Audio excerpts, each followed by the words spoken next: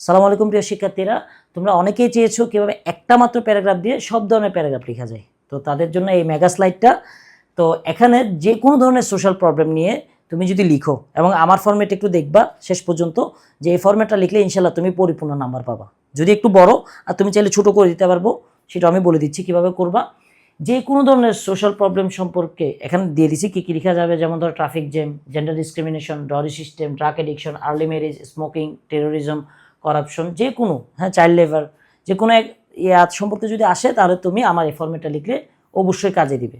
তাহলে ফরম্যাট একটু দেখো।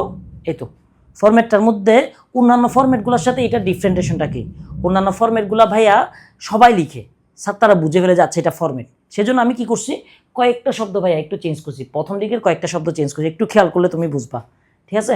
বাট এটা হুবহু ইনশাল্লাহ তুমি যদি এটা শিখতে পারো তাহলে তুমি কম্পোজিশনও লিখতে পারবা, ইন্টারমিডিয়েট লিখতে পারবা, এবং এখন তুমি ইনশাল্লাহ পরিপূর্ণ নাম্বার পাবা, ঠিক আছে। কিন্তু তুমি যদি একেবারে সহজের জন্য যদি তুমি আমি চাইলে সহজ ফরম্যাটটা দিতে পারতেছি, ঠিক আছে, তাও আমি কমেন্ট সেকশন দিয়ে রাখবো তোমাদের যদি লাগে।